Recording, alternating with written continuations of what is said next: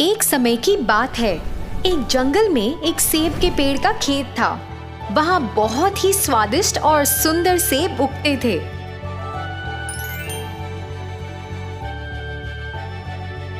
एक पेड़ की पत्ती पर एक तितली ने अंडा दिया और उड़ चली। कुछ समय बाद अंडा हिलने लगा और टूट गया। एक छोटी सी कैटरपिलर उसमें से बाहर देखती है।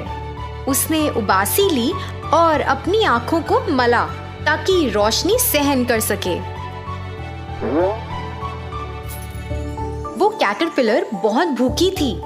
वो खाना खोजने लगी और फिर उसे एक सेब दिखा।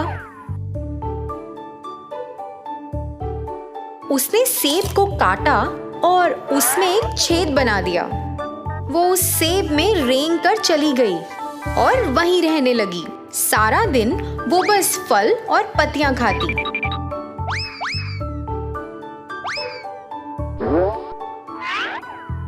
और जैसे ही सूरज ढल जाता वो थक जाती और उसे नींद आ जाती। नींद में ही उसने पत्तियों के सहारे अपना बिस्तर जमाया। फिर ऐसे ही वो उस बिस्तर पर गई, अपने पैर रखे और आंखें बंद कर लीं। झट उसे नींद भी आ गई। जैसे ही वो गहरी नींद में सोने लगी ही थी कि उसे क्रिक क्रिक क्रिक की आवाज सुनाई दी। पहले तो आवाज धीमी थी मगर धीरे धीरे बढ़ने लगी। कैटरपिलर बहुत तंग आ गई और उसने अपने कान ढक लिए। कैटरपिलर उठी और अपने फल के बाहर देखने आई कि आवाज कहाँ से आ रही है। बाहर आकर उसने देखा कि आसपास और भी कैटरपिलर उस आवाज की तलाश कर रहे हैं। आवाज तो हर जगह से आ रही थी मगर उसे समझ ही नहीं आया कि ये कौन कर रहा है और कहाँ से। कैटरपिलर ने जमीन की ओर देखा और वहाँ एक झिंगूर ये आवाज निकाल रहा था, क्रिक क्रिक क्रिक। झिंगूर को देखने के बाद कैटरपिलर को उस आवाज का राज समझ आया। कैटरपिलर ने इंतजार किया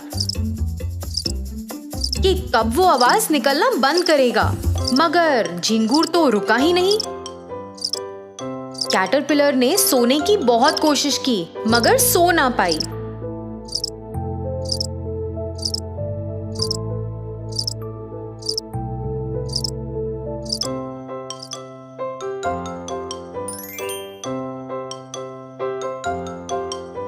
तो वो दूसरे पेड़ पर चली गई जहां आवाज नहीं आ रही थी। कैटरपिलर ने वहां सोकर रात बिताई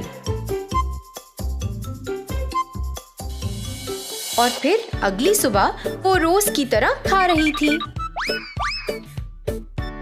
उसका दिन बीत गया। वो अब थक चुकी थी और सोने को तैयार थी। लेकिन फिर से उसने वो आवाज सुनी। मैंने अपना घर भी बदल लिया मगर ये झिंगूर तो अभी भी आसपास ही है। मुझे कुछ करना चाहिए। वो अपने सेब से बाहर आई और दूसरे कैटरपिलर के पास गई।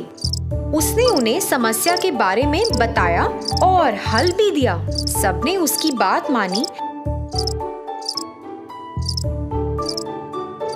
और पत्तियां तोड़ने लग गए। उन्होंने सारी पत्तियों को सीटी के आकार में रोल किया।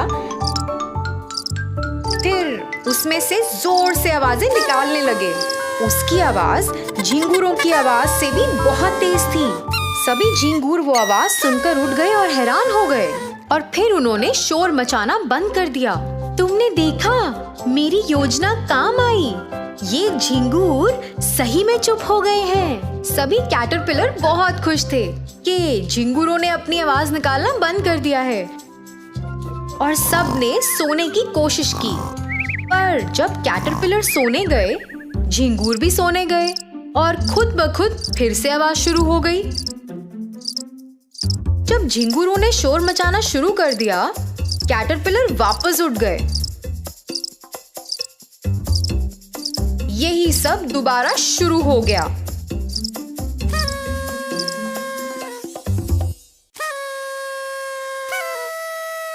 तब तभी झिंगुरों ने कैटरपिलर के पास जाकर बात करने का सोचा।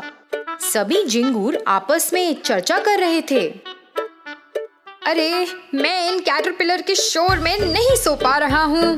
तुमने देखा, जब हम आवाज निकालते हैं वो सब भी तभी आवाज निकालते हैं, और अब जब हम चुप हो गए वो भी चुप हो गए हैं। चलो चलते हैं। 3 झिंगुरों का दल कैटरपिलर के पास बात करने गया। हे कैटरपिलर, हम सब तुम्हारे इस शोर में बिल्कुल नहीं सो पा रहे। हमें भी तुमसे यही शिकायत है। तुम्हारी इस क्लिक क्लिक क्लिक आवाज में हम भी नहीं सो पा रहे। ऐसा लगता है कि हम दोनों को ही कठिनाई है।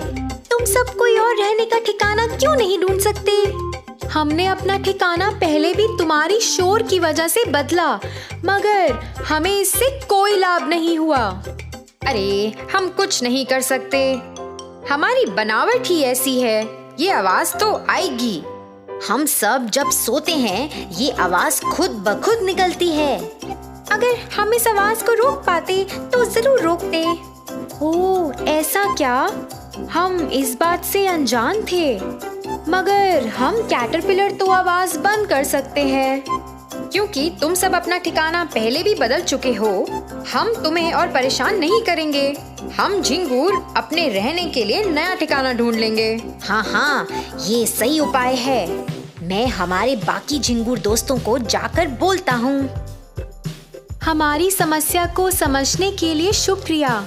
तुमने एक समझदार उपाय दिया है और ये हम दोनों के लिए अच्छा है।